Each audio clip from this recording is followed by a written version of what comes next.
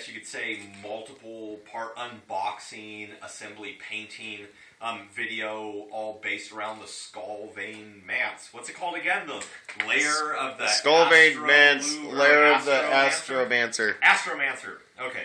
And the Astromancer, I'm assuming, is somebody who likes to view stars from the observatory. As you can see, we set up a little bit of a tableau, a diorama, if you will, with the Games Workshop plastic castle kit. That, as well, is a fabulous kit.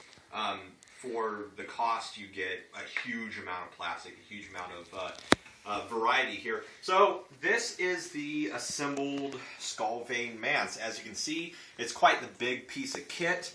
It's heavy too. It's very heavy. We've tried to essentially a bottle for reference. There you go. So it's about a bottle and a half tall. It's about a bottle and a half tall. Do we have a tape measure on hand so we can see? Yeah, right over there. There's a red one. Just how tall it is. One of the issues that we were having before we purchased it was the actual dimensions of it. You don't really see exactly how tall it is. With the addition, it's just 14 inches. At the tallest part with the parapet addition, and you could say that the footprint is I don't know, about 8-9 inches by like 4. 9 inches by 4, and then you have Christian, you want to pan over here? You can see that you have a little bit of a broken bridge part that we are kind of extending out here as part of the parapet. So it's a great kit. I would say it's a little on the pricey side, but for what you get, we got it for $10 cheaper than it's on the GW site right now. For what you get, I think that it's great. As you can see, there are multiple options for what you can do. Multiple being 2. Thank you, Christian. Multiple being 2 options. You can either have just like a castle parapet that you can garrison or whatnot. You got this beautiful dual comet iconography there. Or you can have it as the actual layer of the Astromancer. Now, I really like the kind of copper patinaed observatory look, so I would probably like that. We haven't delved into the Storm of Magic rules too much, so we don't know if there's actually rules to use the layer of the Astromancer Skull Vein Mance, and we haven't looked in any of the kind of the magical terrain that you can look, there goes Michael. He's walking out the door. Goes Michael. I think he's trying to look up and see if there's actually... No. So, as you can see, both of these, even without magnetizing, they fit pretty snugly. Not as snug as a bug in a rug, but they're not going to fall off unless you really Paul them. The one thing I do have to say about this kit is that there is significant... There's a lot of warping. Gappage? There's a lot of gappage. You can see going up especially you can see over here. You want to look over here.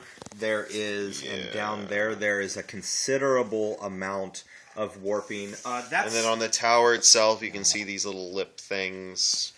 These are just because the tower is not fully... Yeah, it's not totally flush. Yeah. Now, as we were saying in the previous, the kind of unboxing video, that there were only a few sprues, which we actually really liked, that you only had to muck about with like 2 whole solid pieces and then 4 sprues, 2 of the sprues being identical. So it was a fairly easy build. I think it took us a few hours, and we like cleaned it and assembled it and everything pretty well. You're going to have some amount of warping. You're going to have some amount of gappage. This is pretty extreme.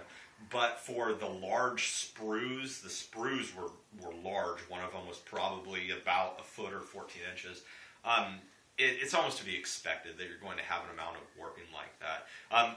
When we first got the plastic castle kit, there was an amount of warping on the gate piece itself, and you can still see there is an amount of warping. The doors don't fit quite flush exactly, but it's just, those are petty things when looking at the big picture of how the castle, really functions in the game. So, there's a Skull Vein Mance, and here's the castle will come back with another video in a few days where we actually go ahead, paint up the Skullvein Manse, and we'll probably show you some other pieces of, I want to say new, how about I say recent, like as in the past 12 months, recent pieces of Games Workshop terrain. One of the things that Games Workshop has really been doing pretty amazingly over the last 12 months is producing big terrain kits for reasonable prices, which really has gone far to fill out a battlefield, right? You've got companies like Gale Force 9 Battlefield in the Box. That's good for ready-to-go terrain, but Games Workshop, when it comes to like big pieces, big set pieces, Storm of Magic pieces, can't be beat. So all of us here, Santa Barbara Wargaming, we'll see you later.